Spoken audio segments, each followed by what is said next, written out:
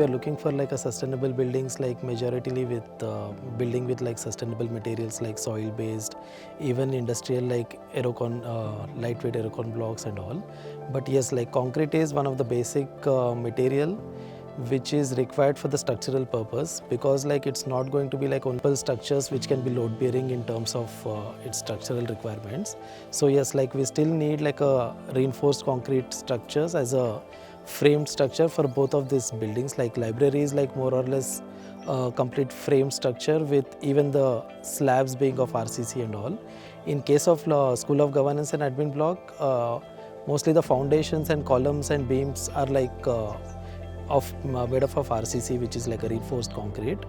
But most of the walls are going to be like with the earth-based systems like soil blocks, stabilized soil blocks or rammed earth, or even the roofing systems will be like jack arch roofs or flat domes or like other unconventional roofs, which are basically reducing the amount of concrete within the actual infill materials and roofs.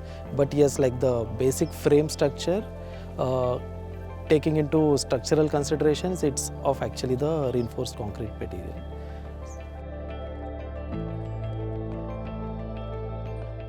So ಇವಾಗ ನಾವಿರುವಂಥ locality ಹೇಗೆ ಅಂದರೆ surrounding to 2 to 3 ಕಿಲೋಮೀಟರ್ಸಲ್ಲಿ major of all the concrete ಪ್ಲ್ಯಾಂಟ್ಸ್ಗಳಿದೆ, ಸಪ್ಲೈಯರ್ಸ್ಗಳಿದ್ದಾರೆ. Pricing ಕೂಡ ಕಡಿಮೆ ಇರುತ್ತೆ. ಅದು ಒಂದು ಮೇಜರ್ ಕನ್ಸ್ಟ್ರಕ್ಷನ್ನಲ್ಲಿ ಚೇಂಜ್ ಆಗಿರುತ್ತೆ. ಆ್ಯಂಡ್ ದೆನ್ ಆಲ್ಸೋ ಇದು ಟೆಕ್ನಾಲಜಿ ವೇರಿಯೇಷನ್ ಇನ್ ಕನ್ಸ್ಟ್ರಕ್ಷನ್. ಇವಾಗ ನೀವು ಕಡಿಮೆ ಸಮಯದಲ್ಲಿ ಯಾವುದೋ ಒಂದು ಮನೇನ ಕಟ್ಟಬೇಕು ಅಂದರೆ concrete is the right product to use. It ಬೇಗ ಸೆಟ್ ಆಗುತ್ತೆ. ಯೂಶ್ವಲಿ ಬಂದ್ಬಿಟ್ಟು ನಾವು ಕಾಂಕ್ರೀಟನ್ನು ಸ್ಟ್ರಕ್ಚರಲ್ ಎಲಿಮೆಂಟ್ ಅಂತ ಕನ್ಸಿಡರ್ ಮಾಡಬೇಕಾದ್ರೆ ಸ್ಟ್ರಕ್ಚರಲ್ ಇಂಜಿನಿಯರು ಒಂದು ಗ್ರೇಡನ್ನು ಫಿಕ್ಸ್ ಮಾಡ್ತಾರೆ. Like M25, M30, M35, M30 ಕಾಲಮ್ಸ್ಗೆ, M25 ಫುಟಿಂಗ್ಸ್ಗೆ ಅಂತ. ಆ ಗ್ರೇಡ್ ಫಿಕ್ಸ್ ಆದಾಗ ಒಂದು ಆ್ಯಸ್ ಎ ಸ್ಟ್ಯಾಂಡರ್ಡ್ ಪ್ರಕಾರ ರೇಷಿಯೋಸ್ಗಳಿದೆ 1:1 1:5 ಅಂತ. ಅದಕ್ಕೆ ನಾವು ಒಂದು ಮಿಕ್ಸ್ ಡಿಸೈನ್ ಪ್ರಿಪೇರ್ ಮಾಡ್ತೀವಿ. ಆ ಒಂದು ಮಿಕ್ಸ್ ಡಿಸೈನ್ನ ನಾವು ಸ್ಟ್ರಕ್ಚರಲ್ ಕನ್ಸಲ್ಟೆಂಟಿಗೆ ಕಳಿಸಿ ಅಪ್ರೂವ್ ಮಾಡಿಸ್ತೀವಿ. ಈ ಮಿಕ್ಸ್ ಡಿಸೈನ್ ಪ್ರಕಾರ ನಾವು ಇಷ್ಟು ಡಿಸೈನ್ಸಲ್ಲಿ ತರ್ತಾಯಿದ್ವಿ, ಸೊ ದಟ್ ಈ ಕ್ವಾಂಟಮಲ್ಲಿ ನಾವು ಹಾಕ್ತೀವಿ ಅಂತ. ಅದನ್ನು ಸ್ಟ್ರಕ್ಚರಲ್ ಕನ್ಸಲ್ಟೆಂಟ್ ಅವ್ರು ಟ್ಯಾಬಲ್ ಮಾಡಲ್ ಹಾಕಿದಾಗ ಹೌದು ನನಗೆ ಯೂಸ್ ಆಗ್ಬೋದು ಈ ಪ್ರಾಡಕ್ಟ್ ಅಂತ ಅವ್ನು ಅಪ್ರೂವ್ ಮಾಡೋದು, ಅದನ್ನು ಯೂಸ್ ಮಾಡ್ತೀವಿ. ಸರ್, ಇಲ್ಲಿ ರೆಡಿ ಮಿಕ್ಸು ನಾವು ರೆಡಿ ಮಾಡಿ ನಿಮ್ಗೆ ಕೊಡಬೇಕಂದ್ರೆ 12 mm ಬೇಕು, 20 mm ಬೇಕು, ಹೆಮ್ ಸ್ಯಾಂಡ್ ಬೇಕು, ಸಿಮೆಂಟ್ ಬೇಕು, GGBS ಬೇಕು, ಹ್ಯಾಡ್ ಮಿಕ್ಸರ್ ಬೇಕು, ವಾಟರ್ ಬೇಕು. ಇದೆಲ್ಲ ತಗೊಂಡ್ಮೇಲೆ ಮಿಕ್ಸಿಂಗ್ ಹೋಗುತ್ತೆ.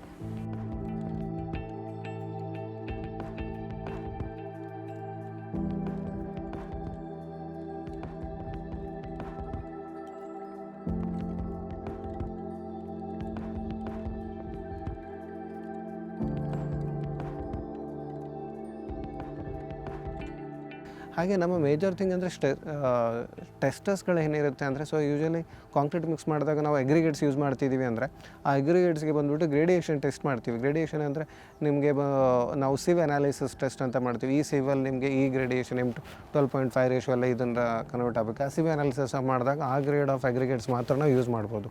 ಹೇಗೆ ಎಮ್ ಸ್ಯಾಂಡು ಕೂಡ ಹಾಗೆ. ಸೊ ಈ ಅಗ್ರಿಗೇಟ್ನ ಎಮ್ ಸ್ಯಾಂಡನ್ನು ನಾವು ಒಂದು as per the A standard ಏನು ನಾಮ್ಸಲ್ಲಿದೆ ಆ ಝೋನಲ್ಲಿ ಗ್ರೇಡಿಯೇಷನ್ ಏನು ಸಿವ್ ಟೆಸ್ಟ್ ಮಾಡ್ತೀವಿ ಅದನ್ನು ಯೂಸ್ ಮಾಡ್ಬೋದು ಅಂತ.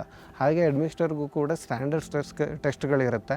ಸೊ ಈ 1 ಅವರಲ್ಲಿ ಅದು ಪ್ರಾಡಕ್ಟು ಒಂದು ವಾರಂಟಿ ಪೀರಿಯಡ್ ಅಥವಾ ಅದು ಪ್ರಾಡಕ್ಟ್ ಹಾಳಾದರೆ ಮಾತ್ರ ಅದು ಅಡ್ಮಿನಿಸ್ಟರ್ಸ್ ಕ್ವಾಂಟಿಟಿ ಇರುತ್ತೆ. ಅದನ್ನು ಕೂಡ ನಾವು ಟೆಸ್ಟ್ ಮಾಡ್ತೀವಿ. ಮಿಕ್ಸ್ ಆಗಿ ಆ ರೇಷಿಯೋಸ್ಗಳು ಸೈಟಿಗೆ ಬಂದಾದಮೇಲೆ ನಾವು ಕಾಂಕ್ರೀಟನ್ನು ಮತ್ತು ಇನ್ಸಿಟಿವ್ ಮಾಡುವಾದಾಗ ಸ್ಲಂಪ್ ಟೆಸ್ಟ್ ಅಂತ ಮಾಡ್ತೀವಿ. ಸ್ಲಂಪ್ ಜಾಸ್ತಿ ಇದೆಯಾ, ನೀರು ಜಾಸ್ತಿ ಇದೆಯಾ, ಸೆಗ್ರಿಗೇಷನ್ ಜಾಸ್ತಿ ಆಗ್ತಾ ಇದೆಯಾ. ಸೆಗ್ರಿಗೇಷನ್ ಅಂದರೆ ಸಿಂಪಲ್ ಅಂದರೆ ಅಗ್ರಿಗೇಟ್ಗೆ ಬೇರೆ ಆಗೋದು, ಮರಳು ಬೇರೆ ಆಗೋದು, ಸಿಮೆಂಟ್ ಬೇರೆ ಆಗ್ತಾ ಇರೋದು, ತಿಳಿ ನೀರಲ್ಲಿ ನೀರು ಜಾಸ್ತಿ ಇರೋದು ಕಾಂಕ್ರೀಟಲ್ಲಿ, ಆ ಸೆಗ್ರಿಗೇಷನ್ ಪ್ರಾಸೆಸಲ್ಲಿ ಇದೆಯಾ ಅಂತ ಅದನ್ನು ಒಂದು ಸೈಟಲ್ಲಿ ನೋಡುವಂಥದ್ದು ನಾವು ಮ್ಯಾಕ್ಸಿಮಮ್ ಟೆಸ್ಟು.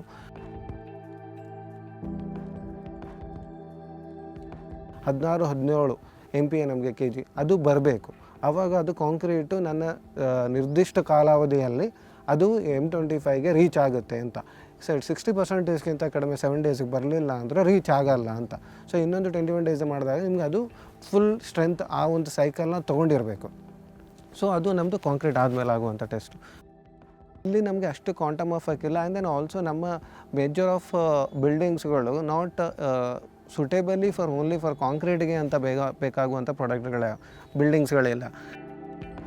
ಇವಾಗ ನಾವು ಇಲ್ಲೇ ಪ್ಲಾಂಟಲ್ಲಿ ಫಿಕ್ಸ್ ಮಾಡಿದ್ರು ಕೂಡ radius of 1 to 2 kilometre run ಮಾಡಲೇಬೇಕು. ಒಂದು ಯಾವುದೋ ಮೂಲೆಯಲ್ಲಿ ನಾವು ಕಾಂಕ್ರೀಟ್ ಪ್ಲಾಂಟ್ನ ಮಾಡ್ತೀವಿ. ಆ ಪ್ಲಾಂಟಿಂದ ಬಂದುಬಿಟ್ಟು ನಿಮಗೆ ಎನ್ವೈರ್ಮೆಂಟಲ್ ಫ್ರೆಂಡ್ಲಿ ಕೂಡ ಯಾವುದೂ ಇರೋಲ್ಲ. ಯೂಶ್ವಲಿ ನಿಮಗೆ ಇಂಪ್ಯಾಕ್ಟ್ ಇದ್ದೇ ಇರುತ್ತೆ. ನೀವು ಕಾಂಕ್ರೀಟ್ ಮಿಕ್ಸಿಂಗ್ ಆಗಿರೋದು, ನಿಮಗೆ ಧೂಳಾಗಿರೋದು, ಪ್ರತಿಯೊಂದು ಗಾಡಿ ರನ್ ಆಗೋದು, ಅದು ಇಟ್ ನಾಟ್ ವರ್ತ್. ಬಟ್ ಅಂದರೆ ಪ್ರೈಸಿಂಗ್ ವೈಸು ನಮ್ಗಂತ ಡಿಫರೆನ್ಸ್ ಆಗ್ತಾಯಿಲ್ಲ. ಬಿಕಾಸ್ 2 ಕಿಲೋಮೀಟ್ರ್ ಇಲ್ಲಿ ಓಡಿಸ್ತೀವಿ, 5 ಕಿಲೋಮೀಟ್ರ್ ರೇಡಿಯಸಲ್ಲಿ ನಿಮಗೆ ಎಲ್ಲ ಪ್ಲಾಂಟ್ ಇರೋದ್ರಿಂದ ನಾವು we are feel that is better than doing plant ಹಿಯರಿಂದ ಅಲ್ಲಿಂದ ಬರೋದು ಅಂತ.